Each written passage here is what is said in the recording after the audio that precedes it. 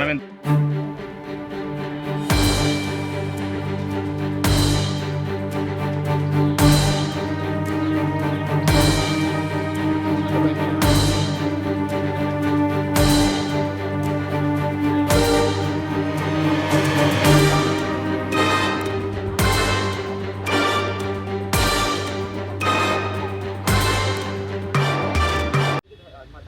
మాట్లాడతామని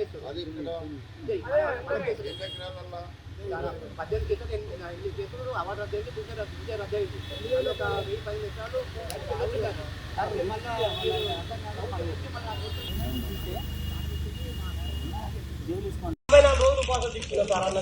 మీరందరూ నా కోసం మీరందరూ పనిచేసారు. నువ్వు ఒక్కడవే కాదు, ప్రతి ఒక్కరు నా కోసం పనిచేస్తారు. 100% నేను మీ పక్షాననే ఉన్నా. ఇప్పుడు కాదు, అప్పుడు కాదు. అప్పుడు కూడా ఫార్మాసిటీ రద్దు చేపిస్తా అని చెప్పిన ఫార్మాసిటీ రద్దు చేపించిన. ఫార్మాసిటీ ఎవరిని అయ్యా కొన్ని కూడా కాకపోతుండే నేను చెప్పిన. లేకపోతే నేను ఎమ్మెల్యేకి కూడా ఉండా అంటే అప్పుడు ఫార్మాసిటీ రద్దు అయింది. ఆ రోజు మీకు తెలియదు.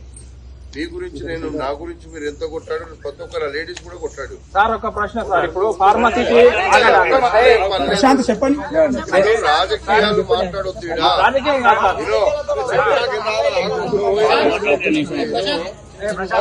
మీకు అన్యాయం కాకుండా చూడడానికి నేను ఇంకా కూడా ప్రయత్నం చేస్తున్నా. మీకు ఎట్లయితే ఇప్పుడు నేను వచ్చిన తర్వాత ఒక గుంట కూడా మీద అక్విజిషన్ చేయలేదు.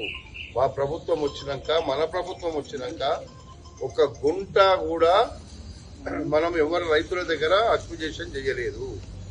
టిఆర్ఎస్ ప్రభుత్వం చేసినటువంటి అక్విజిషన్ ను దాన్ని ఎట్లా మనము రైతులకు మేలు చేయాలని చూస్తున్నా తప్ప, అది కూడా 2000 ఎకరాలు ఏదో ఉంచితే అంతే కదా. 2500 ఎకరాల ప్రాబ్లం ఉంది ఇప్పుడు. అందులో దాని మీద ఆ ప్రాబ్లం గురించే ఎట్లానే వీళ్ళను మీకు మంచిగా నష్టం జరగకుండా ఉండాలనేది నా బాధ్యత తీసుకున్నా. మొన్న 25 ఎకరాలు అవసరం ఉండే. వాళ్ళు ఏం చేసిండ్రు, మాకు ఇంత అయితే కావాలని 1కి 10 సార్లు నేను కలెక్టర్ తన కూర్చున్నా, ముఖ్యమంత్రికి చెప్పిన, ఇన్ఛార్జ్ మినిస్టర్కి చెప్పిన. మా వాళ్లకు ఏదో వాళ్ళు 8 లక్షలు 12 లక్షలు